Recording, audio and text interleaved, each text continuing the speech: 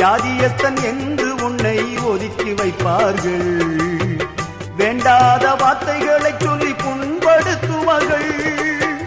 வாழ்வதா சாவதா என்று நீ அழுது புலம்பிடுவாய். வாழ்வதா சாவதா என்று நீ அழுது புலம்பிடுவாய். வாழத்தான் வேண்டும் என்று வியாதியிலே சுகம் தரவே உனக்கொருவர் இருக்கின்றார். உன்னை விசாரிக்க துடிக்கின்றார்.